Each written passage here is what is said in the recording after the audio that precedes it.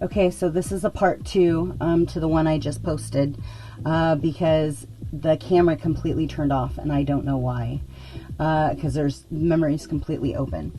So whoever this is for, and I don't know when it cut off, so I'll give you a brief overview, right? Your original thoughts in your past essentially were the thing that were sparking your like inspiration and your networking, and there was some kind of a shift that happened in the energetic frequency, in the vibration of self, where you stopped having inspiration, where you stopped becoming a networker, right? Where you gave up on your health, where your prosperity and abundance was kind of stopped at a standstill. And there's some kind of a twist that's happening when you raise into your heart-centered consciousness. You gain access, you gain memory to a different timeline, and it's causing like this melancholy vibration, right?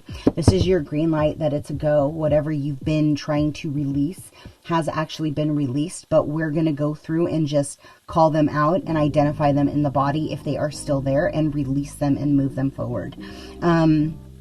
So secrets. Somebody has been living in secrets. Somebody has been living in half-truths.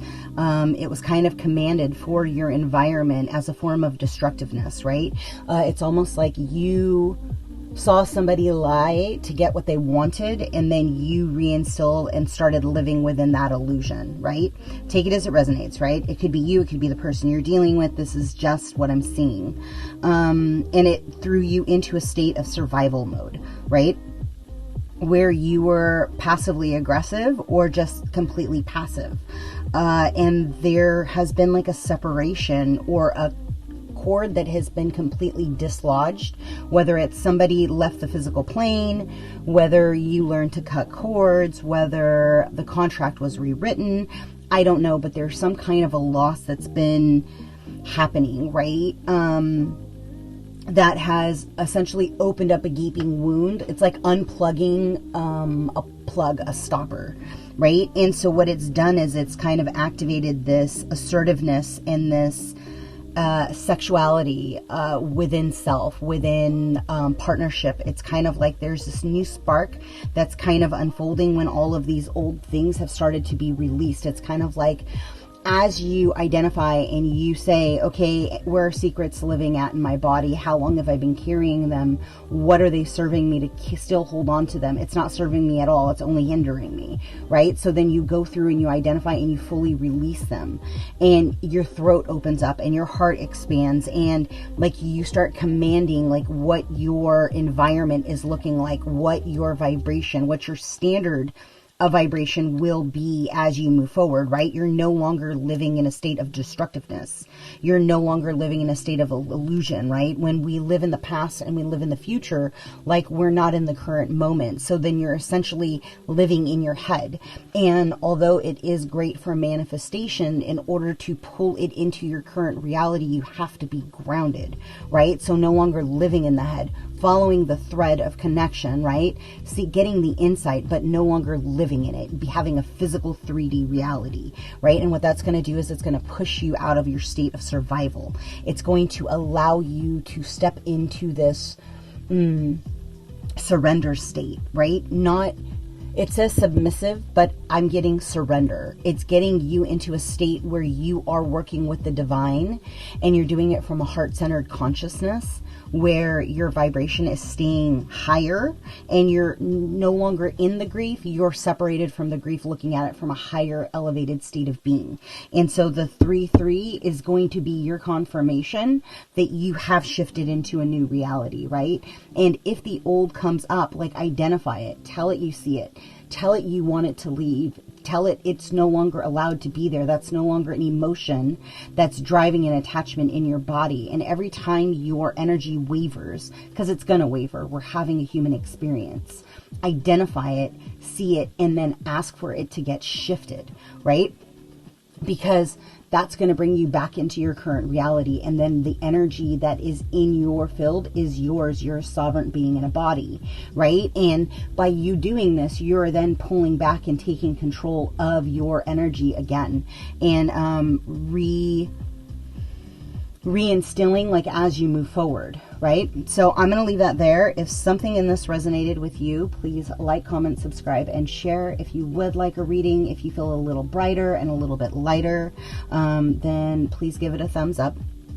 If you need, pull in red and pull in the color vibration of green. And if there's any color that like instantly pops in your head, go ahead and pull that energy to you, allowing yourself to recalibrate, right? Yeah.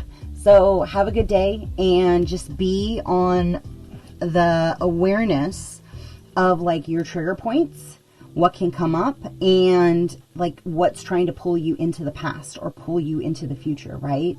And every time your energy gets pulled on or siphoned on for your inspiration, for your creative energy, like call it out and ask, like, say, you know what, I see you, like, what the hell are you doing here, right? Why are you in my field? What ripped open in my aura that allowed you even to come into my space, right? These are the conversations that we should be having with the emotions. Think of it from, there's that cartoon. I've never watched it, but that's what they're showing me is that cartoon. Like just popped up the little blue. So that's where I would leave it. Parting advice. Which one? This one. Okay. Sorry, they want one of these.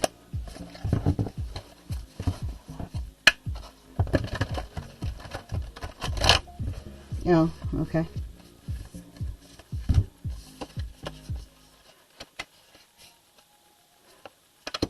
Solar upgrade. Sacred inner space. Deliver your greatest gift to the world. Karmic board clearing. Lemurian seed codes. If you don't have a Lemurian stone, you need to meditate with this puppy. And also, if you put it in water, because I believe that's when you can, I don't know, that's what I just said. You can push in the energies and ask the codes to bind with the water, and then allow that to also upload through the cells. So write whatever you desire into reality. And Galactic Grandmother, right? It's all about allowing the webs that have been trying to reformulate, right? Every time you believe that you're stepping into your next phase, your next evolutionary cycle, right? Always come into your heart center and then ground and connect in with Gaia.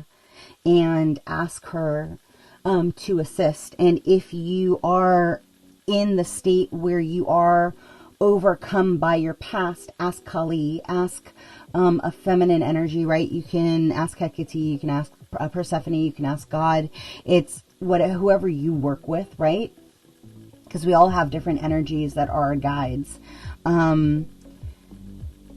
And ask them to assist in removing the walls. Ganesh, you know, you can literally utilize the energetic frequency, however it registers to you, right? Because no two lifetimes are going to be the same, and no two energies that one has incarnated with will also be the same. So, like, connect with your own inner guides and ask for their assistance and see who comes forward to assist you in shifting these frequencies, right? So I'm going to leave that there. And don't forget, it's all about like your own assertiveness of how you want to proceed forward. What does your dream life look like? What does your creation look like? Like, what is your internal guidance, that inner spark look like, right? What would it be that you would get up and go, wow, this is really what I'm here for. This is really the why I'm supposed to be here. And that's very important, right? Because when you can get to a state of being where you'll do it for free, and it doesn't matter. You're more enthralled with the individual actually creating and seeing that change and that shift. That's when God intervenes and moves and pushes you forward, right? Because like you're then getting away with the, you know what, it doesn't matter. Yeah, we have to pay bills, but I love doing what I'm doing. So even if I have to work another job, even if I have to work another 2 jobs to allow me to pursue my passion, whatever that looks like for you, right? That's really like that where the inspiration is going to come through to build in this next phase. That's going to be the key. All right, I'm going to leave that there.